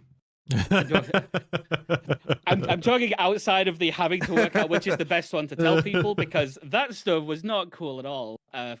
But for all of the people who like read the guides or the sims or whatever, and just know the answer, for those guys, I imagine that this expansion has been way more smooth than the other ones, because like in the War Within, when Crest first came out in Dragonflight, having to give people like an essay on how you're going to manage your crests and what your like cadence of crests and items are, and should you hold them for this or that. And this time it's kind of just, you get enough gear, you can kind of work it out. You know where you're going to get your upgrades from. And you can Also, the content is easier. Like, this is the other thing. It all Even kind of better, plays yeah. together, right? Like, when the barrier of entry of walking into raid or walking into keys gets easier, you don't need to be as fretted with like the min-max of crest upgrades, right? Because it'll all just kind of work itself out when they get it right, you know? So I don't. Also, by the way, no Valor Stones, by the way. Amen. huge- Oh my God. Huge W. I don't think there's a single person who misses them. Yeah. Do you remember when there was like, we were so bored and had nothing to complain about, and people were mad about it having a gold cost or something on the beta? Yeah. It's like, guys, That It's been went such away a real quick. non-issue. Oh no my one said God. anything about it now. Yeah. I will say, and I'm going to just wind up repeating everything you guys have just said. I agree, man. Lowering the barrier. I mean, the way that I look at it, WoW is a 20-plus-year-old video game. Bajillions of people have played this game, and bajillions of people no longer play this game. And so to attract a new audience, to attract the people who have left and maybe might wind up playing again one day, having your in-game systems, your raids, your mythic pluses, your whatevers, being accessible, enjoyable, fun, not this overwhelming, insurmountable thing that you have to endure and just there's not that friction. I believe one of you said that a moment ago. I look at it in maybe there are some drawbacks, but I look at it as nothing but a good thing for the player base at large. Like, it benefits us all the more that people are involved in the game, whether it's, housing, Mythic Plus, PvP, whatever. We just want people to play the game. We just want people to have fun, and we just want to have, enough people to play to do our Mythic Plus runs and whatnot. I love it, man. I think that Midnight, for all of its faults, whether it be you want to point a finger at balancing, or whether you want to point at, the raids are too easy, whatever it is, I think that Midnight has been successful and enjoyable and a breath of fresh air and a step in the right direction And I think that the difficulty or lack thereof, whatever you want to call it, is one of the key points, one of the drawing points to get people plugged back in. And I think what you'll see because of that is I bet you more guilds step into Mythic this season. Yes, than and they that's the usually point, do. right? Yes. Yeah. And I bet I mean, you you more saw the Hall people of Fame try close. doing plus 12 keys than they used to, right? Yes. You know, and I think that's great. I think that's great. I don't think that every single person needs to be aiming to be a Race to World first gamer, right? And not everyone can be, not everyone wants to be, but yeah, man, if more people can enjoy Mythic rating, even if they only go 4 out of 9, 6 out of 9, whatever it is, great, good. More people are interacting, more people are being involved. I love it. I'm sorry, please go. You need to give them content that they like. They don't feel like it's out of reach to a Mhm. reasonable degree, because it shows when someone steps into Mythic from Heroic who wasn't doing it before. It shows that they're enjoying the game enough that they want to find something to do in it. It's not just I'm chasing to complete the goal. It's I'm playing the game because I like the game. Yeah. And that's the type of player that you want to be fostering. Like I would love to know, did the cracked keystone from Delves actually influence people to go and do Mythic Yeah. Plus? Because I That's a love good Delves, question. and I know that there are a group of people who just only do Delves, because they don't want to do group content. But I wonder if any of them thought, "Hey, I did an 11, and it's telling me that I should go and do a keystone now. Does the game think I'm ready for it? Maybe you should give it a try." Sure. And then they go in, and hey, it's fine because it's now easier. This expansion. Maybe Yep. I'll do more Mythic Plus. Did that actually have a knock on? I think that's the type of lead-in that Blizzard should be Yes. leaning into to sort of breadcrumb people to content. And then Yeah. they That they did the might same like. thing with Prey, right? Like the Prey system weekly quest gives you the delve item Yeah, to go to Mhm. Delves. to then spawn a map to then get the yeah, it's like Yeah. I think it's great. More of that. Yeah, I not to be old man brutal here, but to be old man brutal for a moment. Like I don't the older I get, the less I want the game to be punishing. And maybe that's just a really dumb way to phrase it. But one of you guys said like an hour ago that, you know, I think it was you, Public. You're like, I don't need raids to be this 300, 400 pull thing anymore. And I agree. Like a decade ago when I was playing my Warlock and I was doing Mythic Kill Jaden and it took my guild 300-400 pulls, whatever it was, man, I loved it. I couldn't get enough of it. But I'm old now. I'm good with around 100 pulls. I don't need it to be this overwhelming thing, you know? I totally agree with everything you guys are saying. The Prey leading into Delves, leading into Mythic Plus, things being a little easier, a little safer to nibble and chew on and seeing if you like the taste of it. It's nothing but a good thing in my eyes, man. Talk to me. Exactly. Yeah, I just think that when they make the game have on ramps all the way through, there is like a meaningful, understandable progression of what you do, means that someone can get on and then they can get off wherever they feel like this is too much for me. Yep. And I'll come back next season. But for the longest time, there really was just like, these are all these island quests that you can pick up that will tell you that this content exists. Do you want to do it? I don't know. Are you going to enjoy it? Who cares? And then move on. And that's not how Midnight is built. And it's not how the game should have been built for a really long Well, time. okay, Yeah. hold on. Word up. Where's the on ramp for talent trees, eh? That's why you use the starter builds and never touch it again. But yeah, like that's Couldn't resist. obviously a problem.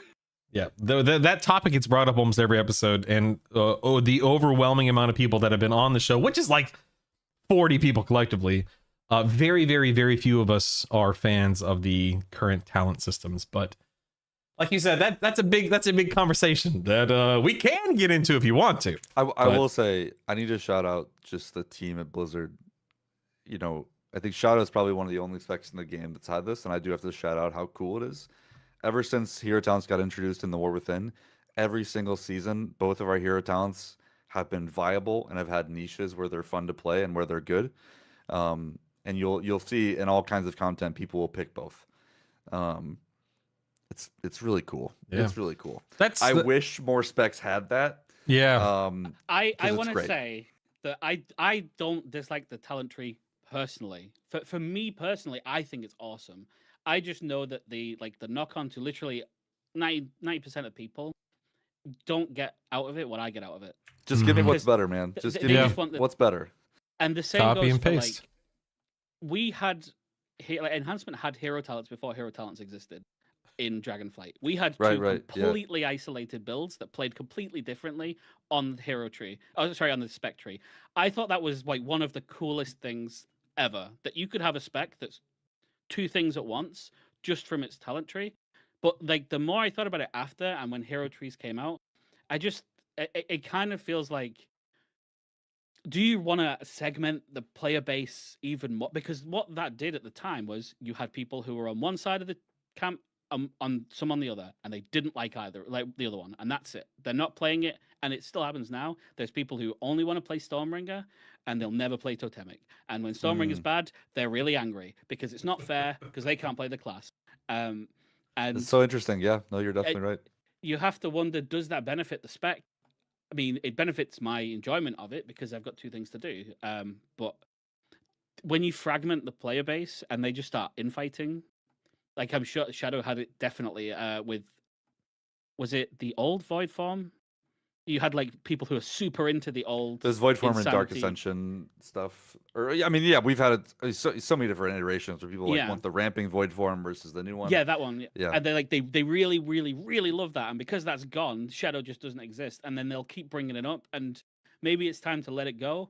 And that's probably, it's really cool, but maybe it's not for the best if you want to make the game more approachable.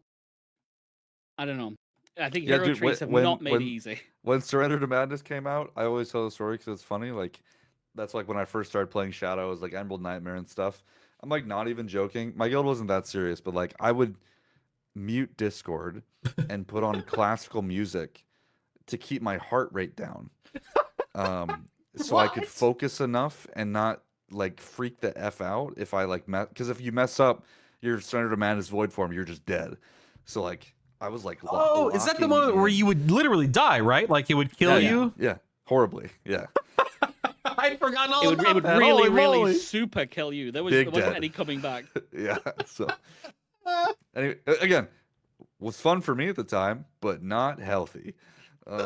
So yeah, it's a balance. That's fantastic. Well, shout out to BM right now. BM Hunters are doing great because you have Pack Leader for single target raid stuff. Most of the time you have Dark Ranger for, dude, Dark Ranger's cranking Mythic Plus again, which awesome. And then Sentinel's basically the only one you play for MM right now, if I'm not mistaken. I don't even know what the other one is for MM, but It's Dark Ranger. that's right. Yeah, it's Dark Yeah, Ranger. I don't think unfortunately. people take Dark Ranger MM for much, if anything, at the moment. But yeah, and yeah, And then BM. there's I like. rogue hero talents, which is Fun. like you said. It's fun. Not good. I just don't know what they do. It was- Hey, speaking of not good, how about that March on Quel'Dan cinematic, huh? Any I don't know what you're talking about. any thoughts on the old cinematic, huh? Huh? It's a thing. I think it's just best to leave Blizzard to do what they're gonna do, and you never know where it goes.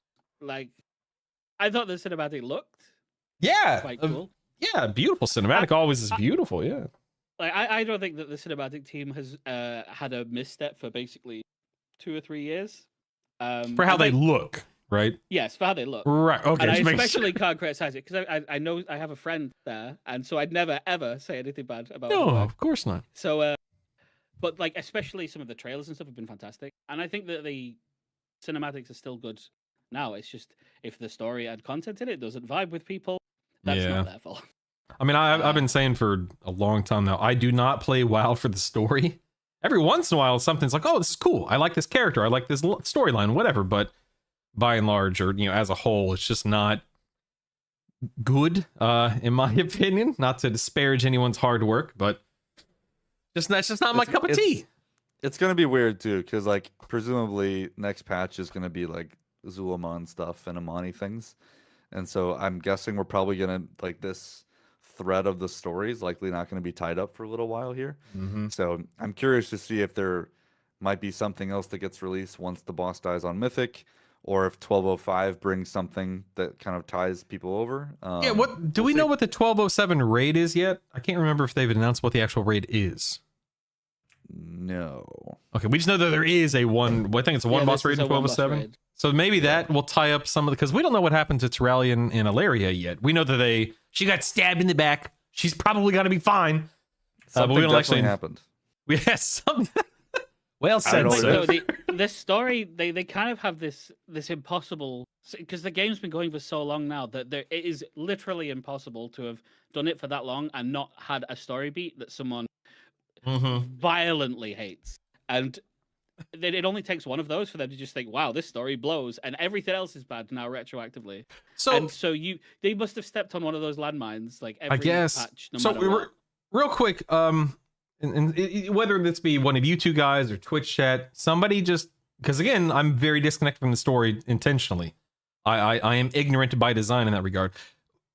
I don't remember interacting with Sylvanas at all in Midnight so far, Right. and then she just You did. shows She was up. in the pre-quest. She was in the pre-quest to do Is that the one with in the mall. Eretor where they go to the mall? Yeah. Okay. So you had to do the pre-quest to understand the significance of her showing up there. I mean, what happened in that pre-quest to there was- have her show well, up? There was also like I would say that the underlying theme though is that like the Windrunners are in this patch a lot. Right. So like it's her family, you know. So you're in Windrunner Spire. That's like her old house, right? Like Illyria is a big important player. Like all of the Windrunner sisters are like in this. So I think that's how she ties in, right? It's like because it's her family.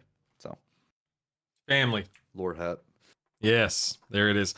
You know what? All I need is my Shadow Priest Legendary because it's Xal'atath themed expansion. So I just need my Shadow Priest only legendary item. Please and thank you. Give me that. Colored Toad asks, how did Illyria get stabbed? And then I don't think that's Verisa, not Illyria at the end of March and Quel'Thanas, right? Pretty sure it's Verisa. Colored Toad. Yeah. I could be wrong. We were busy fighting Illyria in the other raid. It was Right. Marisa in March. Right. Yeah. I say this not having like being engaged with it in the same way that you. Right. I'm pretty sure it's the I'm third pretty one that you barely meet at all. I'm pretty at any sure. of the Correct. points. Yeah. Correct. The little sister. Yeah, they're all the same. They all look the same. Yeah, I agree. Are there any particular fights across the 3 raids that you guys are just really just loving right now? Whether it be because of your class or just how the fight unfolds? I think Illyria is great, to be honest. Crown of the Cosmos? Wait. Oh, yeah. Crown of the Cosmos, right? Yeah. Yeah, if I had to pick one, I think, yeah, that one's great. I like that fight. So let me pick your brain real quick. Word up. I'm currently maining marksmanship in the raid. Not playing the best I've ever played, admittedly. This is probably the worst I've played in a long time. Maybe it's because I've taken like a 6-year break, but that's neither here nor there. I'm surprisingly not enjoying Mythic. You're on Mythic Light Vanguard, right? Yeah. That's Yeah, That's so the the reason word- that I now have to Yeah. be a hunter. Just wanted to make sure. I'm currently also progressing Mythic Vanguard. I'm surprisingly not loving it. The fight itself, I just find the fight to be this like just paladin stuff, man, and it's There's annoying. just slop everywhere. Yeah, I'm just not loving it. I have a slightly skewed opinion because I'm playing something different. So everything's Sure. kind of novel anyway. So it's through a different lens. But I've always played with game sounds on. I know some people Same. think that's weird or don't. And I'm with you. My God, they've made that fight lore accurate because paladins never shut up in the community, and Dude, which they one- never what's shut the- up in that fight. What's the Oh Red my Paladin's gosh. name in that fight? He just sounds so bad to me. Lightblood. I think they shout Ugh. about shields and protection, and I've heard it so many times in between all of like the gong sounds of them. It's just very overwhelming. It's very loud and it's very yellow. Very yellow. There's a lot. It is very There's a lot going on. I will say I love so, yeah. thematically that they've done now 2 council fights that are themed around a class. Like I think Yeah, that's actually very cool. What was the other one? Like the Demon The- Hunter one. in Oh, right. Mana Last- Forge Omega, Mana right, Forge, was- yeah. I think that's really cool. But it doesn't man, necessarily make for a good fight though. I feel like it's so hard to not make it just feel like a mess of mechanics Yeah. when they do that kind of thing. Yeah. I don't think I this mean- one's as bad as like say Council of Dreams was or things like that, but yeah, it's a lot. I So- think a really big one for me though is like they try and include mechanics because they're like thematic for the spec, and sometimes they just don't. Like the Ret guy, he casts Divine Storm. Cool, that is what Rets do. They pressed that since Wrath. It's been an annoying button. But why does he need to cast it and only hit people in 8 yards? What's the reason? Is it just Get because wrecked. melee aren't supposed to enjoy the game because they're the only ones getting hit? Or like, what's the purpose behind it? Because it's like literally just the melee tax. I've been playing this game so, so yeah. long so long, and to circle, I've been circling back a lot this episode. To circle back to Shadow Priests, I remember when Shadow Priests were nothing more than mana batteries, and a top black temple that the penultimate fight, what were those there was a paladin, there was like a warlock, anyway, that council fight. So I remember literally cycling Shadow Priests into healer groups to feed them mana during that council fight. That's one of my favorite old school council fights right there. God, speaking shout of out. Augmentation utility specs. There you go. Yeah, mana battery, baby. Mana That's all battery, you guys yeah. were back then. I don't remember what your damage was. It was probably horrible. But you fed some mana back then, let me tell you. To bounce All right, back to your question, I think yes, that please. the first two bosses in Voidspire were really good. In fact, the first Imperator, three, Versian, and Verasius. I like the first guy. I think that's one that, had the tuning been tight, would have been really good, because that Mhm. enrage is pretty tight. Voracious, I think, very visually, really, it's just a big kaiju with walls. Same Yeah. thing. I think that was ruined by the tuning, because it would have been a really tense damage check where everyone gets laser beamed and it makes a big noise. That's dead cool. And I think Salhadar, even though it's just a lot of tank pressure on moving it around, is also a really cool fight. It's just basically after those three are done, it's not so on my cards. And I think the march is just really, really cool. Really cool. I killed Heroic in Midnight Falls last night. I thoroughly enjoyed that fight. I don't know what it is about that, but man, it's just, I really I played BM, so maybe it's because I had the total freedom to move around and just game. But I really enjoyed Heroic, not Mythic, obviously. Heroic Midnight Falls. I don't know how I feel about Mythic. We'll see one day, but Wait it was a till the lot week of where fun. You get the week where and it does it for you, or whatever. Weak? I don't know what. I haven't heard of that word in so long. What do you mean? Oh, sorry. Was it Sneak Auras? Sneak Is that what it Auras. is? Nicoris. Oh my goodness. All right, well, we're gonna get this thing wrapped up here over the next couple of minutes. I have here in my notes, do end of tier bosses need to be super hard? We already touched on that, but I tell you what, man, again, I'm gonna say it again. As old as I am now, I don't want to be pulling bosses 300-400 times. I not only 100% agree with you, I'll go even further and say that I even when I was younger, a lot of bosses got pretty long in the tooth. Yeah. I didn't enjoy 500 pulls of Ragnaros in Cataclysm. I wasn't a big fan of seeing meteors blow everyone up and everyone start arguing with each other. Shar of Fear basically might as well. That can get kicked to the curb, the worst boss of all time. Lei Shen gets a pass. That was really awesome. Best fight ever. The number of bosses that I can remember that went too far. I didn't need them then, and I surely don't need them now. We're in this really weird cycle now where it feels like they're designing bosses to where the hardest phase is the first phase. I don't know if you've noticed this trend, right? But they do that, and then it kind of feels like, once you see the last phase the first time, the boss just dies. Mm-hmm. And so it's kind of they're doing this interesting progression mentality, and part of me does wonder if doing more things from Final Fantasy-esque things, and I think they even did it on Shah of Fear, where it's like, hey, once you get past this checkpoint, for the rest of your prog, phase 1 is now easier, or you can skip, those kinds of things. I do wonder if some of that could help curb these massive pull count bosses, but I don't know. I personally think that first phase most difficult is it's more enjoyable to progress that way. Yes. Agreed. So long as because the reason that Ragnaros was so horrible is the first 3 phases weren't easy, and then the last phase was unbelievably complicated. So do you really want to have to deal with learning that? Probably not. It's the guy in Highmaul, the secret phase. Imperator not Margok? difficult. Yeah, secret phase not difficult at all. So once you get there, it's really cool. Cho'Gall runs in, you kill him. Hey, I get my perp. That's awesome. Sorry, those are. I'm sorry, I don't mean to talk over you. No, you go. Yeah, go. No, I was just gonna say, you just named 2 of my favorite fight. This is before Mythic, Heroic Ragnaros. I was guild leader of a guild called Static back in the day, and Static, man, we worked so hard in that fight. We wound up 3 healing it. I remember our hunters shooting meteors at the wrong time. It was so wild and crazy. And then, dude, Mythic Imperator Margok, one of my favorite fights ever. God, I love that fight. There's something about Cho'Gall. When Cho'Gall showed up, I was just like, yes. It was just so much fun. I loved it. Oh my god. Rest in peace, secret phases. Yeah, I like the fights that last like maybe 200, 250. Yeah. That's like a nice spot where if it's really challenging, you feel like you've earned it, but you don't feel like you just want to take a break for 6 months and then maybe come back after. I'm going And, like like, I don't- 100 these days. You're not just completely sick of it.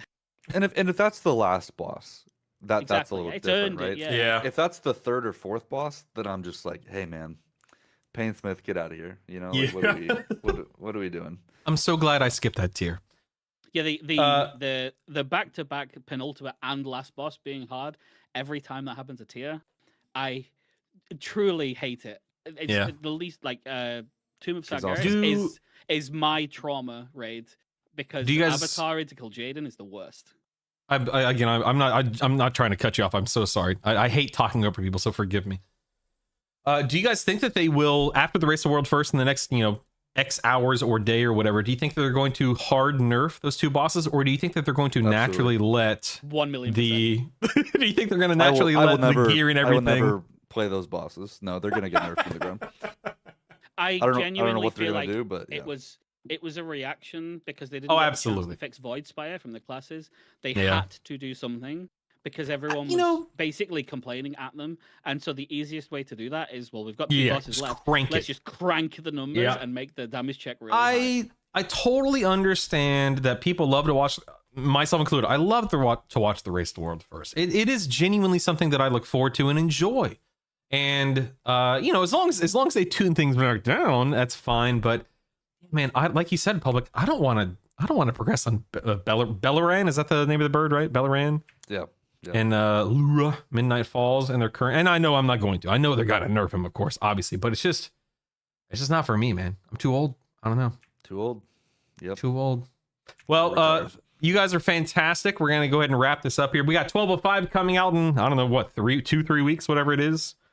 1207 is not that far off. Like better than ours. So Yeah, that's bonus cool. rolls, man. Oh I'm yeah, excited. the Void Forge, right? Yeah, there's like dinars mixed with bonus rolls. That's really cool. right. It's gonna be fun. Yep. Yeah, man. Yeah, We're now I what, can get my puzzle halfway? box and not complain. There you go. Yeah. Good point. We're halfway through building the Void Forge in game, so that leaves us 3 weeks until 1205. Then is that correct? Yeah. Something like that. Yeah. Yeah. Okay. Yeah, cool. the patch needs to come because the way that it works isn't in the game until that patch drops. So Right. they have to be lined up. I'm pretty sure. I heard. I have a note here, real quick. Profession resets might be coming in 1205. So if you I saw that took, too. Yep. that's pretty cool. If something here, I'll open that up real quick while I'm talking about it. This is on Wowhead. I'll link any of this important stuff in the in the YouTube description as I always do. But yeah, if you took some or something or some wrong specialization with your profession over the past few weeks, there might be a. I say might. And But there- rogues are getting AoE blind back. The most important. Change. oh, very nice. Deserved. Very nice. Rogues are safe now. That's all they need. Yep. That's right. Oh, I think we did have a question come in. One question from Twitch chat for public. How does it feel now that Psychic Link has not only surpassed Combustion's average number of changes per expansion, it has also surpassed Combustion's raw number of changes total? I think, memes aside, it's our tuning knob. So if it wasn't getting changed this much, I'd be worried because they built the spec around that being our tuning knob, right? So like you don't see anyone making fun of how often Lightning Bolt has been changed, or Chain Lightning has been changed, right? So I think it's fine. I think it's totally fine. It's totally expected. I love that they're being iterative on it because the other option is it just stays in a broken or bad state longer than it should. So them adjusting it so often is a great thing. Like that just means they're trying to every patch make sure it fits in the right spot. Now, it has gone a little crazy or a little too low, a little too high sometimes, but I will never complain about them tweaking and balancing the game. You know, I think it's a good thing. Now, I think we have other modifiers that I think they should explore and stuff, so they don't have to tweak it as often. But yeah, I think it's great, man. I think it's awesome. That's what they got. That's what they're working with. You guys have been fantastic. Thank you so much for taking time out of your weekend, especially on Easter of all days, to be here. One last quick question for each of you, and then we're gonna get out of here. Anything specific you hope improves between now and 12.1 in the coming months? Word up, you want to take this one first? One, I really, I just really hope that the mega delves that they're prepping cool, because I'm really looking forward to that Same. more than like their other stuff. The in the Labyrinths? season. Is that what? Yeah. Yeah, they called them they called him a real name rather than a funny community name. But Megadelve sounds cool, so we'll Yeah. go with that. I hope that's awesome, and I just really want them to be more open about their tuning and like process, and tell the encounter team in advance what they're planning, so that we don't have another raid come out that just gets that's either horribly difficult or just gets rolled over. That would be great, because otherwise they've done great. And maybe ease off a little bit on the add-on stuff, because oh my god, that's just every week. Public, what about you, man? Any one specific thing between now and 12.1? Yeah, I would just kind of echo what Word Up said of like more communication, more iteration on class changes. I think classes are the heart of this game, and if classes aren't fun and feel rewarding and have good damage in their niches, then the rest of the stuff doesn't look as fun. So I'd say like going in 12.1, just really rely and lean on the community for posting things and wanting to get feedback on. And I'll double back and say the other thing I want is for the community to be better about giving feedback, right? Like it's okay to not like something, but give feedback, give the devs stuff that will help them make your spec better. And I think if both things happen, I think it'll be great. So yeah, you guys are two amazing communicators. My hat is off to you for just absolutely running with the show today, and I mean that sincerely. I have zero complaints, zero notes. I can't wait to have you back on, and I hope that you enjoyed your time today. Thank you very much. Ladies and gentlemen, please make sure you go follow these gentlemen on Twitter and on YouTube. Neither one of you really stream on Twitch, correct? if I'm bored, Not so often, no. Okay. Well, go follow them on YouTube and Twitter. Anywhere else that people should find you, a Discord or anything like that? Oh, you can find me in all the class ones, but Yep. I'm in the shaman one, and they can also find like the work on Icy Veins and Wowhead from me. Oh, yeah, and yeah. Public's Icy Veins as well for Shadow. Yes. So any relevant links, again, will be in the description below. If you're watching this on YouTube, if you're listening on Spotify, please make sure you like, share, comment. It actually helps a ton, as you know.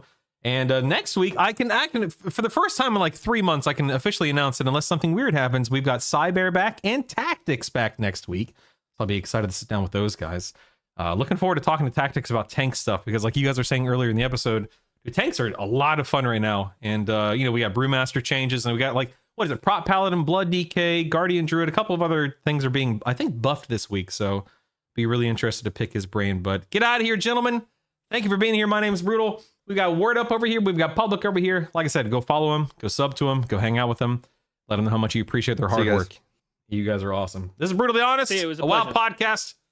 We'll see you next week. Thank you guys so much. I really, really do appreciate it, man. You guys are awesome. Yeah, it was And a I mean pleasure. that It was really sincerely. fun. Yeah, dude, you guys, I probably didn't talk for a solid 45 minutes there, and I was just grinning the entire time. And it was truly, truly, truly fun. So thank you so much. we have lots of thoughts. It's very easy to like. It's like one of those cars that you wheel back and you can just let it go. Yeah. If you give me the chance, yeah. These I have very, very strong opinions about the expansion that I have to temper, because I'm very not happy with the class stuff. So I can do that through a nice lens. But it's really easy to make me go. These are my favorite episodes, because anytime I can just be hands off and the guests just, I mean, you guys obviously have a rapport with each other, so it's the best, man. It's sort of Yeah. like shared trauma of being like Yeah. community like guide theory people. You've been through so much with Blizzard that you know Yep. you know that everyone knows it's not Yep. it's not How's fun. how's your puppy doing, by the way, Public? I heard him a few times. Dogs are great. Is They're doing great. 2, right? Yeah, I got two. I got two Aussies. So beautiful. So, no, they're My doing wife great. and I saw a sign on the side of the road about a week ago saying, dogs for sale, and we haven't had a dog in a couple of years, but we looked at each other like, soon we'll have dogs again soon. It's so much work, but I love it. I mean, Yeah. Oldest is 10, the other one's 3. So That's a big keeps age busy. difference there. My goodness. Yeah. Well, yeah. get out of here. You guys are awesome. All right. See you Really guys. appreciate you guys. Be safe, gentlemen. Enjoy your week. All right, I've got to go and play Hunter now, so Ooh, have that's fun. my evening. Yippee! See you. See you later, bud. Oh, man. Hat off to those guys for taking time out of their day. I love it. Thank you guys for being here today. If you watch this live, my name is Brutal. You can follow me here on Twitch or YouTube or wherever the heck you're watching me right now. Thank you for being here. I really do appreciate it. I will be back tomorrow for the stream. Yeah, I stream on Mondays, right? So, Druish, have a great Easter with your family, my man. Tell everyone I said hi, because they'll know who I am.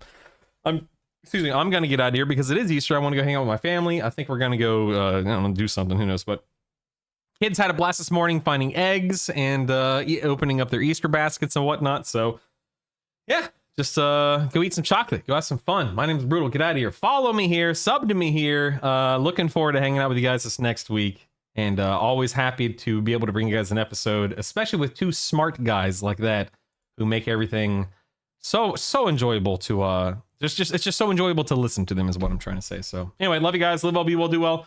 Follow. I'll see you tomorrow. My name's Brutes. Bye.